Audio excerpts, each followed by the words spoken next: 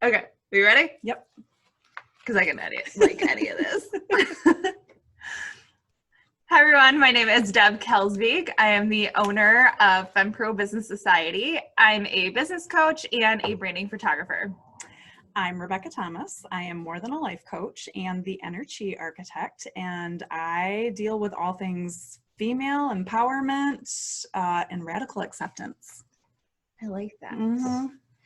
So we want to discuss with you guys today predictable income, especially in this last year that things have been very unpredictable. We got together and started talking about how you can actually have a predictable income and then also attracting that predictable income. So those are going to be the two pieces that we're going to be discussing with you today.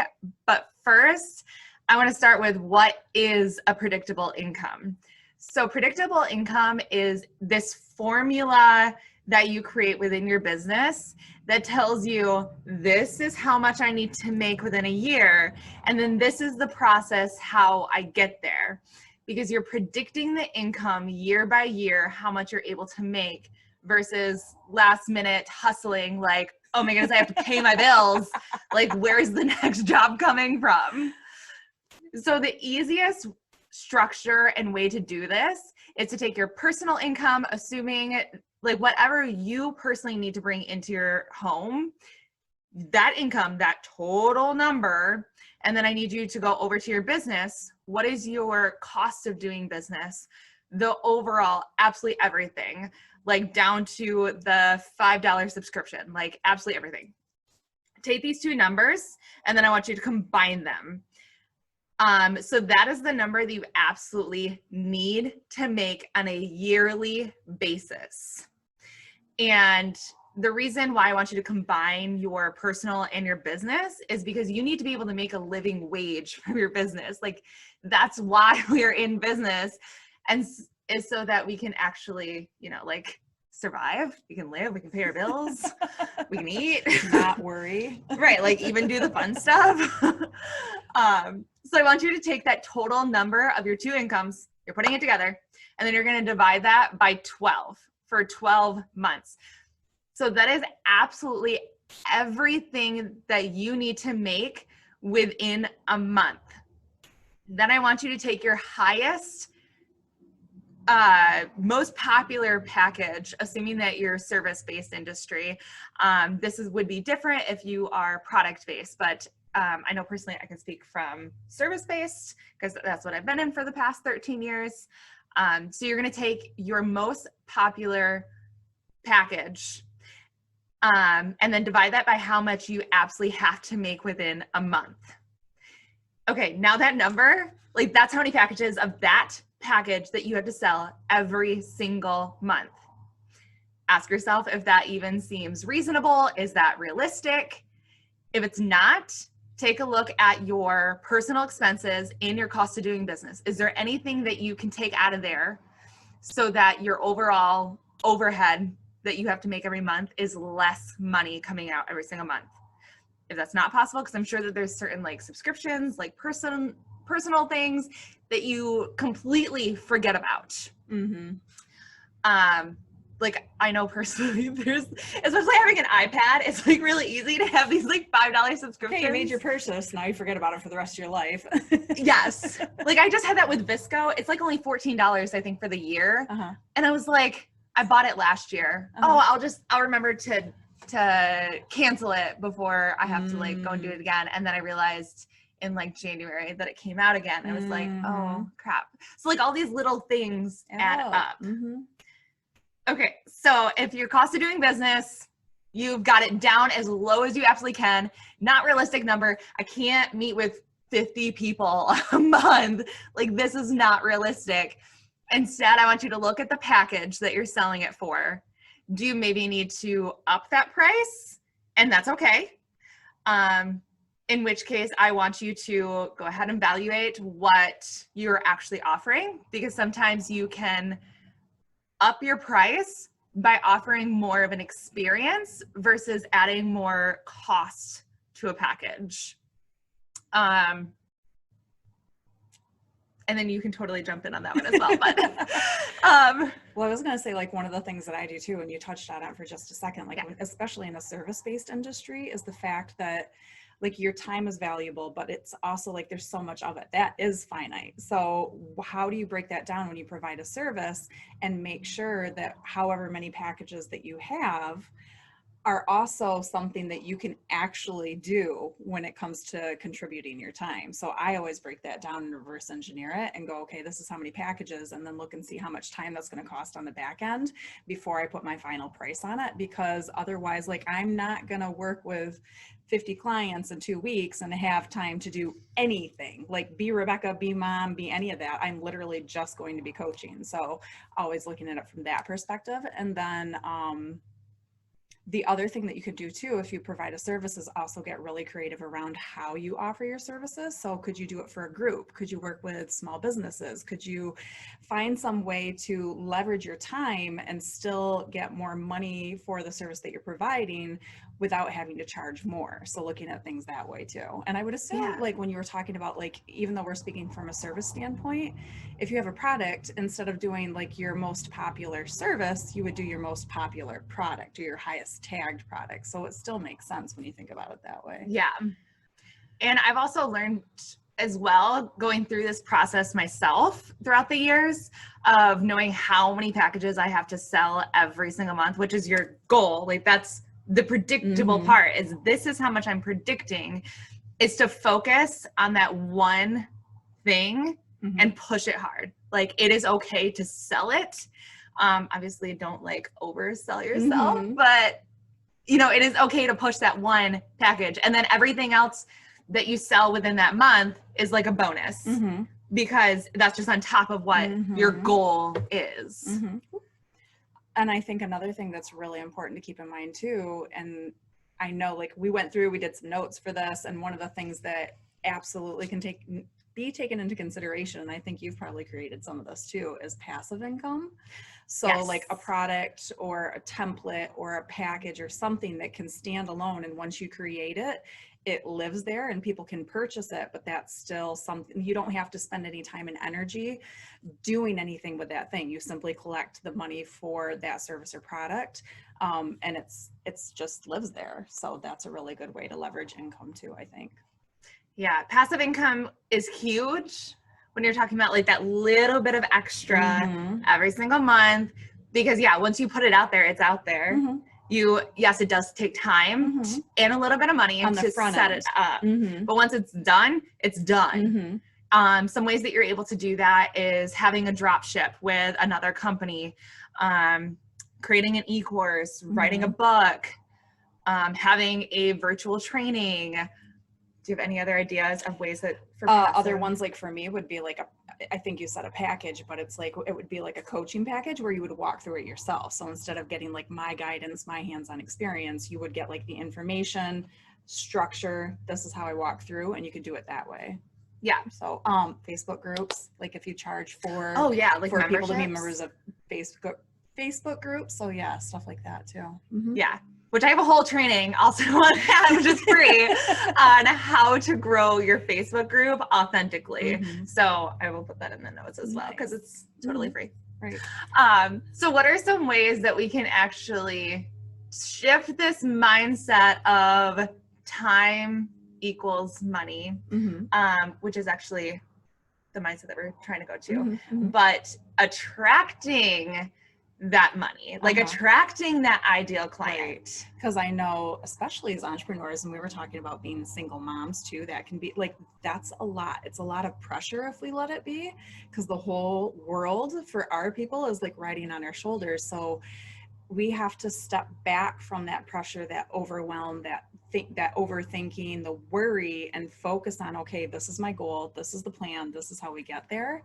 And it all starts with awareness to me, like just figuring out what your money story is telling you, like what your money mindset is and the story you tell yourself, and what your habits and actions are reinforcing when it comes to that story. Does that make sense? Yes, absolutely. And I like that you mentioned the money mindset, because So one thing I started doing is having these, and I know that some people think that this is cheesy. I totally believe in it.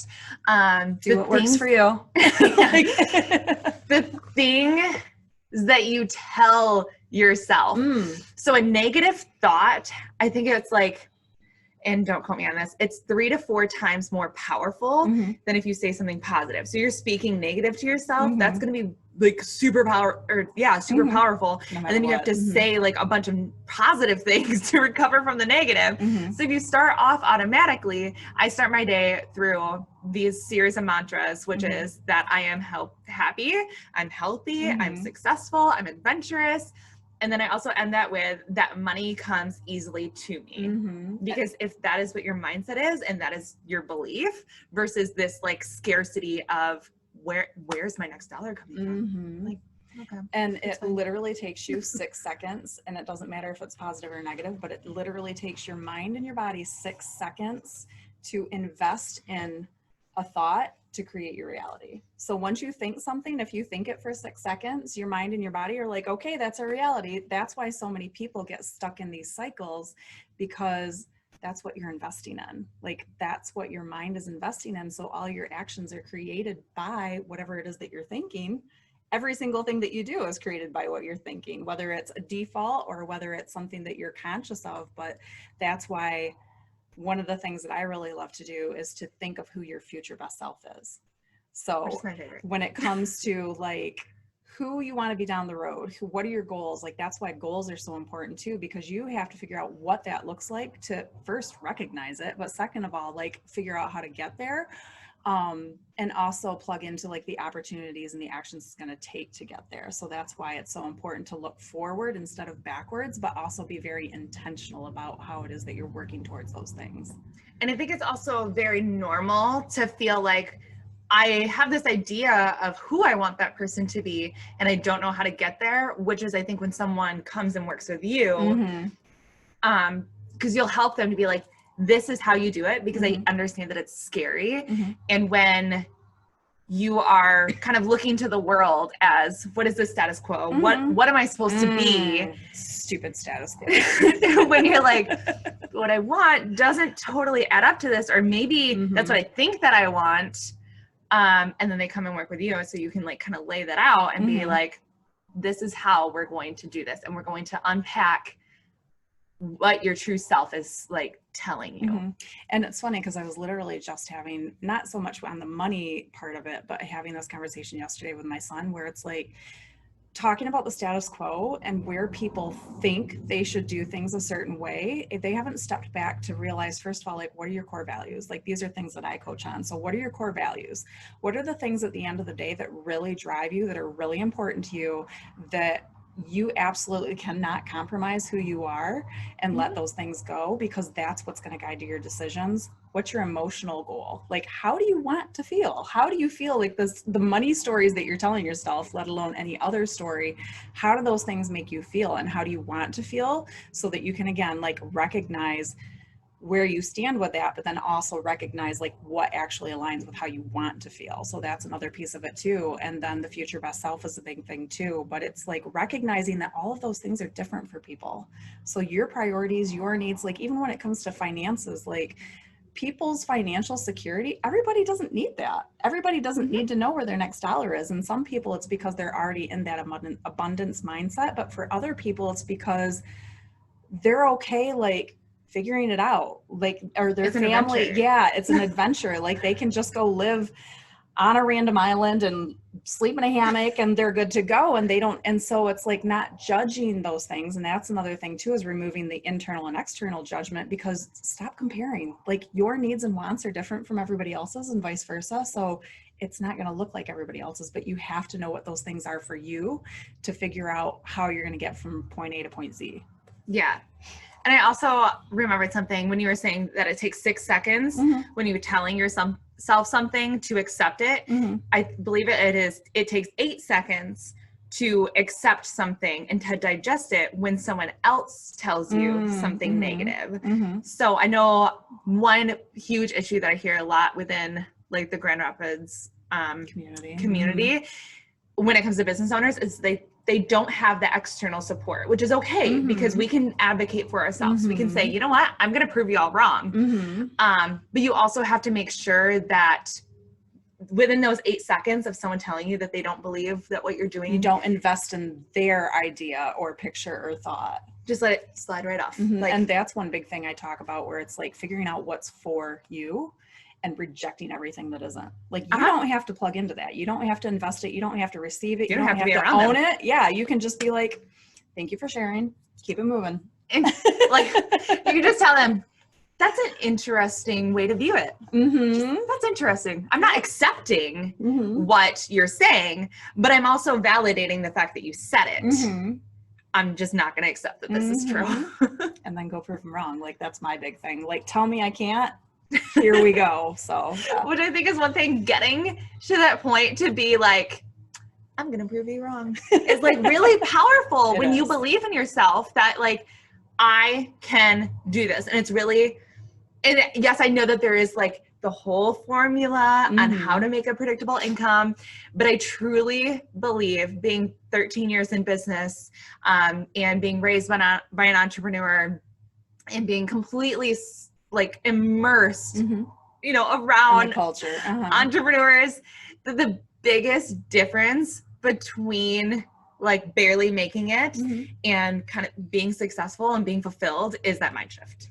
Absolutely. And it's like, when you look at all of that, you have to have a really, really solid foundation. And a lot of that takes like practice and trusting yourself. And trusting yourself takes practice.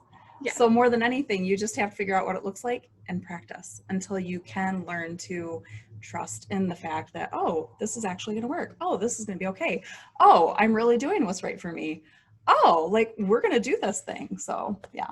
And then, so I also want to discuss, how are we actually going to, so we know how many packages we have to sell in a month. How are we actually going to attract those people to us to make sure that we're getting, number one, the right clients, or I guess customers, if we're talking product based. How are we going to, like, instead of this just mindset of money's going to come easily to me and I'm just going to sit here and I'm going to do it. But what are some practical ways that we can actually make that happen? I mean, number one is knowing who your customer is. What do they look like? What do they embody? Like, what are the solutions that you provide, and what are the needs behind that solution? Because the people that embody those needs are the people that you're targeting. So then you can go and look for the spaces, the faces, the people that embody that, and that's where you find your customers. If you can't recognize that, like, you can float around all day, every day, and good luck. And I would have it so niched down of, I know exactly who this client is.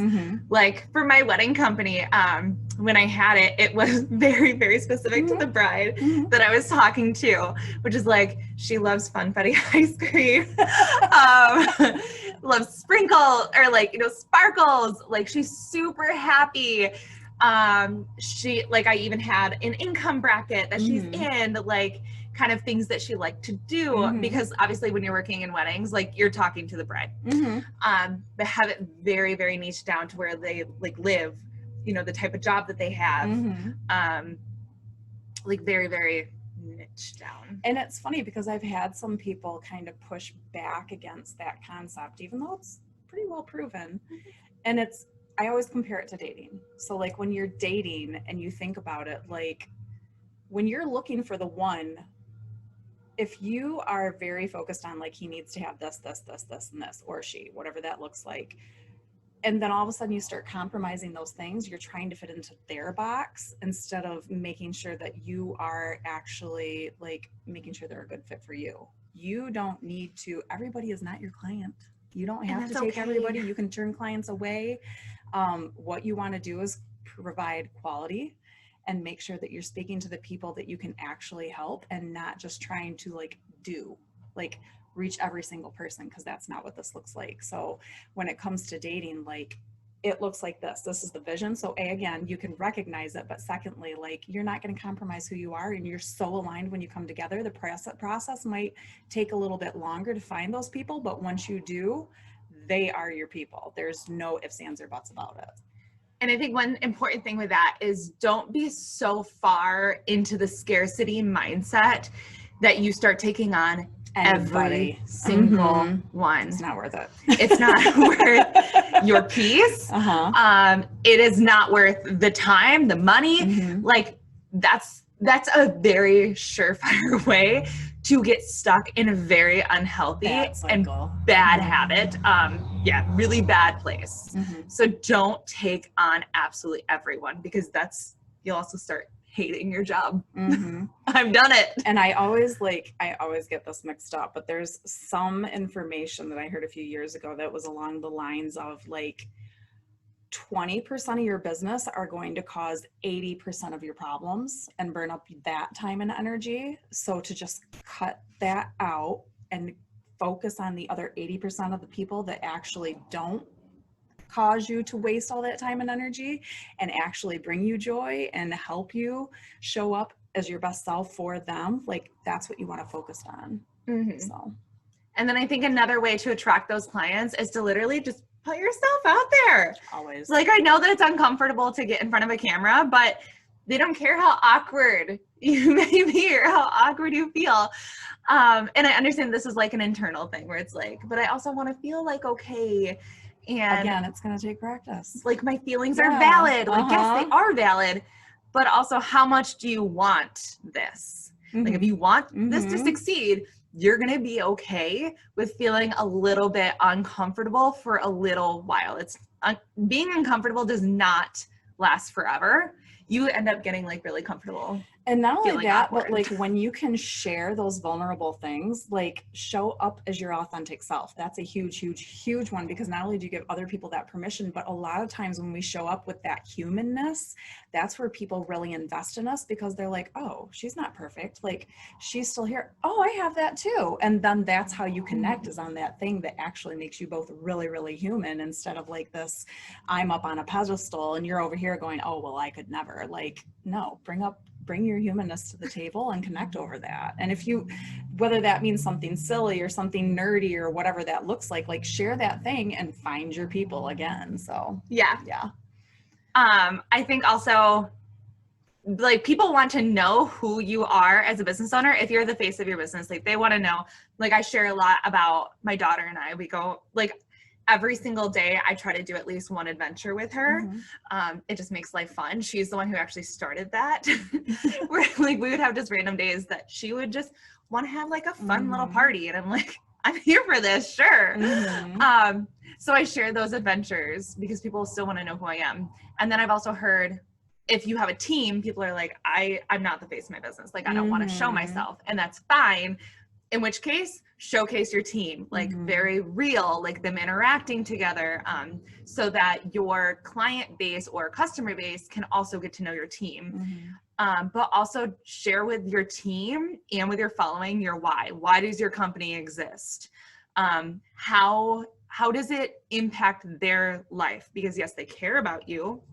They want to know what you're up to on a very human and very real basis, but they also want to know, well, what is your business going to do for me? Like how are you going to make my life better? So everything that you do within your business, well, not everything, isn't that kind of thing? A lot of what you do in your business, like if you are creating the verbiage on your website, for example, start off with how you're going to impact their life. Definitely. I'm really curious too, like where did you first hear of predictable, like how did predictable income come on your radar? Oh my goodness. Do you even remember? Because I think that's one thing, you know, when we talk about comparison and we get hung up on like judging ourselves, like I talked about radical acceptance in the very beginning, and that's like starting where you are. That doesn't mean that you love everything that you are that's in your life. It just means like this is the hand that I was dealt. This is where I'm starting, and this is how I'm going to get to here. But sometimes those things just aren't on our radar. So instead of like judging it, plugging into different places and perspectives where you can get information like that. So that's why I was really curious, like where you first heard of that. I think that I originally started because I know personally, I always try to figure out, and this kind of, okay, so I guess this kind of goes back to being raised by entrepreneurs that I knew, working with my dad's like secretary in his office, that every year they knew how much money they had to make every single month. So they knew how much they needed to push it. And so when I got into my own business, I just had to modeled that. figure out, well, what do I need every single month? And then I also noticed those months, or even honestly those years, where I was so consumed with just the day-to-day life that I was that person who was like, I don't know how much I'm making every month. I don't know what my cost of business is. I'm too busy to figure that out. I'm just going and going and going, looking for that next job. And then that's what leads to burnout. And so being very conscious of, I don't want to get to that burnout. And I also need to know how much I'm going to make every single year. And so putting that formula into place, I think is kind of where that started. Yeah. So some of the things that we can kind of feel around like money and like our emotions and ourself, I'm just going to go ahead and read these off. And then I'm going to have a question for you at the end of this. Okay. Yeah. So what are the stories that we tell ourselves? It's that there's not enough money. Money is bad, which is, I know one thing that I was in this area. Yeah. Like I was raised with that. Like, you need enough to pay your bills. Anything over that, like even desiring to have that it was bad. Money means greed, which goes back to what I was taught growing up. Having money means I'm not wholly or good. And then what stories do we tell ourselves about our self-worth that translate to our money story? It's that I'm not enough, I don't have enough, and I don't deserve that. And then what are the emotions that we feel behind money? It's shame, guilt, overwhelm, confusion, and judgment, whether that's internal or external.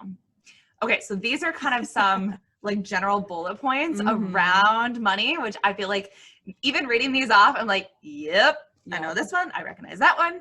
And I'm sure that the same is for you guys. So my question for you is, how do we even start that mindset Like shift? Yeah, to go from that lack versus abundance. Okay, so first of all, it's removing the judgment, like we talked about judgment a second ago, and it's starting to get curious, because judgment, like you're using whatever scenario, whatever reality is to define who you are instead of understanding where you are in order to get to the next shift. So it's removing the judgment and getting really curious around like, what is that? Like, what am I thinking? What do I think? What are my actions reinforcing? What are my thoughts reinforcing?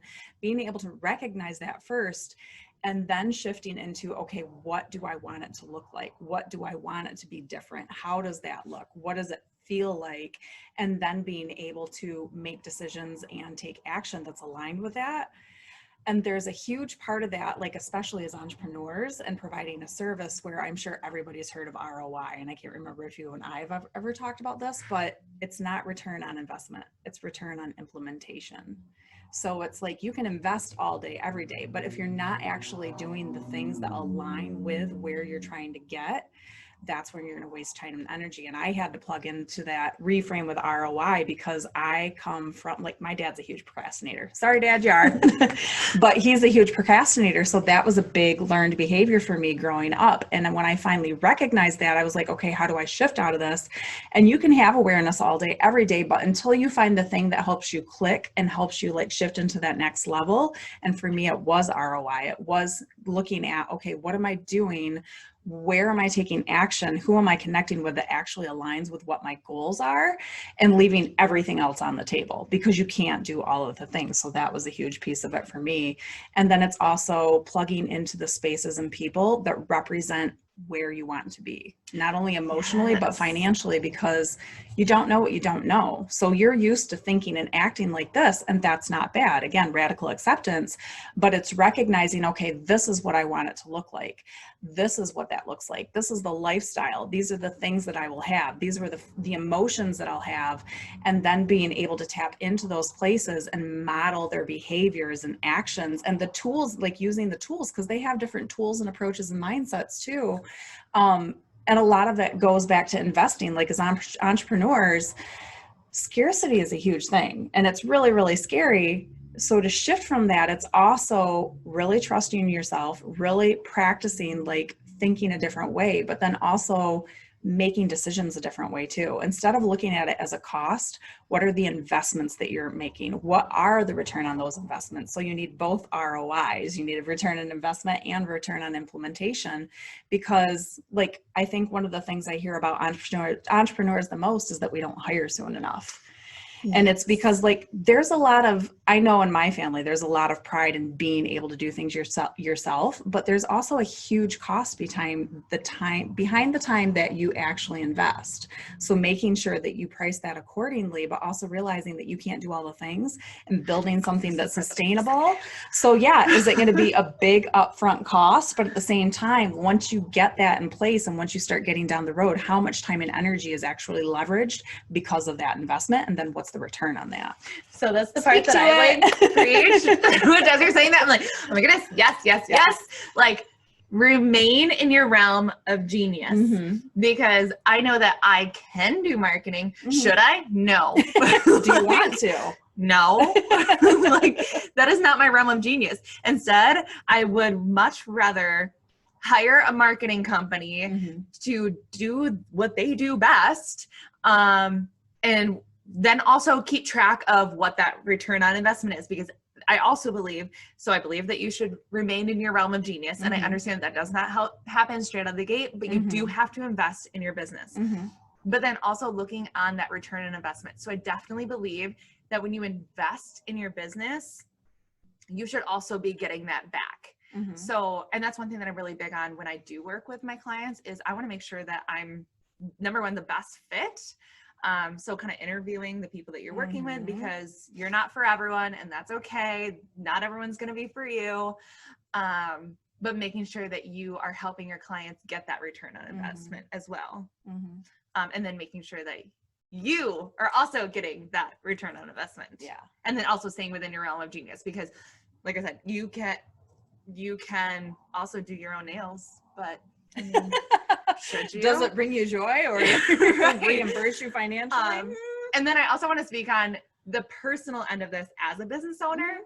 So I do own and co-own 4 businesses. And so I did have multiple people commenting into my life when I decided to get someone to mow my lawn, get someone to come in and clean my house, started ordering Shipt. The thing that I was being told is, oh, you are privileged. And I'm like, okay, I understand how that looks. I truly, truly do. Did I have to work very hard to get there? Yes.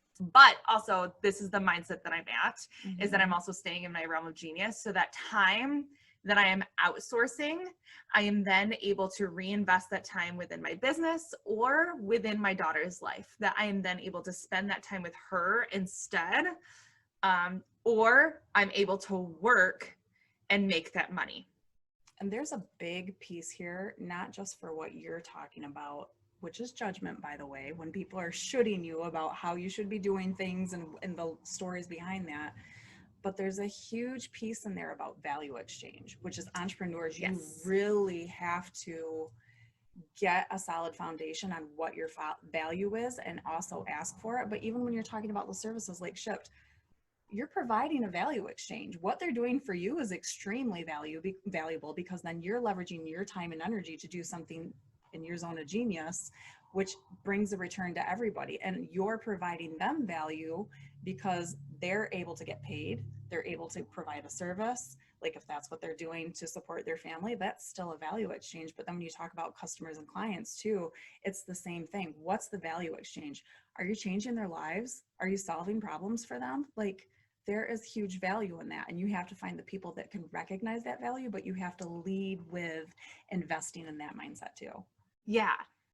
And then I also wanted to add one more thing to what you were saying when it comes to surrounding yourself within this different mindset. And I think also for beginner entrepreneurs where you're just starting out, you're just learning the things. We all bring something different to the table, even within the same industry. So it is okay to reach out to others in the industry and just try to get to know them a bit. I would highly suggest joining any type of networking group within your area to start really getting to know the other business owners, because business owners, at least within our realm of community, we want to connect. We want to know each other. We want to know how we can refer out to our other business owners. And who's the best fit? Like if you recognize who your customer is and you know you're not a good fit for them, but you can give them a referral to somebody else who's providing the value that they need, it's a win for everybody. And that's going to come full circle too, not just with the client, but with the person that you're supporting or collaborating with. So, yep. Another one is taking in the information. So listening to podcasts, which you are able to add, like you may not even know where to start to find those correct podcasts, which is where it comes from. The networking group. What's your favorite podcast? Okay. So when it comes to scarcity mindset and really shifting into an abundance mindset and also taking the stigma out of like abundance or financial prosperity being a bad thing, Chris Harder, For the Love of Money, is a great podcast, because that's one of the things him and his wife, they walk, they live, they walk the talk, and they just like live abundantly, but they give and give and give. There's so much value in that, but his language and the way he embodies everything that he speaks on is just amazing. So yeah. Really, and I think once you start implementing those things and like, you know, those are the things that you're putting into your mind on the daily, that you're going to automatically notice this like mindset shift. Even listening to Audible while you're in the car, or, you know, put it in your headphones when you're like, you know, grocery shopping, mowing the lawn, any of the things. Downtime. Yeah. And another big thing, like when you were talking about networking locally, that's great. But if you are also struggling to find somebody who really embodies the kind of goals that you have, go national, go international, like tap into other places. Like there are so many spaces, and sometimes it does take getting out of our bubbles to be able to find the mindsets that are actually reflecting how we want to live, and the permission to do that, because you always have permission, but sometimes we don't realize we can actually do that thing until we see somebody else do it. But also finding mentors, I cannot tell you how valuable like my mentor is, but also as a friend too, and being able to have those very transparent conversations and the wisdom and the knowledge, but also the support that comes with that kind of relationship. And you can always pass that on. Like it works all the ways. Like that's another thing, that there's this constant exchange going on, and all of the things that you can learn from them, the ways you connect, and the mindsets that you can learn from them can get passed on too. Yeah, absolutely. So kind of the last thing that I want to wrap up with personally is, do I have it all together? No. No, I don't. Nobody ever does. If they tell you that, they're full of crap. There's some piece, like we're always learning and evolving. So it's never like, oh, here's the end. I got there. Hey, no, I don't have it all together. No. I am trying though. Like I am willing to constantly be working on myself, to constantly be growing, to also realize sometimes where it's like, you know what, I have different information now, and I'm going to change this one thing. And then also something that I said earlier that I want to reiterate is stop looking at the world for status quo and what your should be's are, and kind of say, screw it. Okay. And I want you to like internally and instead then go and tell the world, actually, this is who I am. And I may not be okay with it yet, but this is who I'm learning to be. And I'm learning to be okay with that. Absolutely. And I would say like the last thing that I want to share is just going back to those things that are going to help you shift from a scarcity mindset to an abundance mindset. And that's knowing your core values. Like you only get to pick 2 or 3, because you need those things when it comes down to the hard decisions, that this one is going to take precedent over this one. So you can have a million different values, most people do, but you need the 2 or 3 that are really guiding you on a day-to-day basis. You need to know what your emotional goal is. So how do you want to feel? And then being able to recognize how you currently feel and find the things that help you align with how you want to feel. That doesn't mean like that you're going to feel like that all day, every day. That just means consistently. These are the things that make you feel that way. And then figuring out who your future best self is, and being able to make decisions and take action from that mindset instead of your current mindset. And then, what else? Know what financial abundance or comfort or freedom looks like to you. Again, we talked about how it's different for everybody, and unplugging from the status quo, figuring out what your needs are, your priorities are, and living from that space instead of how it looks for everybody else. And it's not going to happen overnight. Not at all. It's always everything is a process. Everything is a process. So yeah, that's probably the biggest things. So. Awesome. Well, thank you so much for joining me today. And then where can everyone keep following you? So you can find me on Facebook at The Enerchi Architect, ENERCHI, or you can find me on Instagram at Maria Venus or mariavenus.com. And locally, I'm also the official life coach for Squad Betty with Elise Coote, which is Mod Betty and Naughty Betty Studios. And so you can also find me in there and access me there as well. And we've actually got some really fun things like coming up soon. Yeah. So yeah.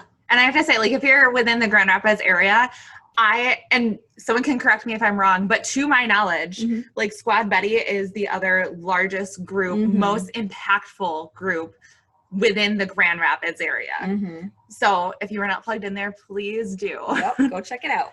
And then you can also find me at femprosociety.com, or on Instagram, it's still grbossbabes_fempro. All right. Bye, guys. Thank you. Bye.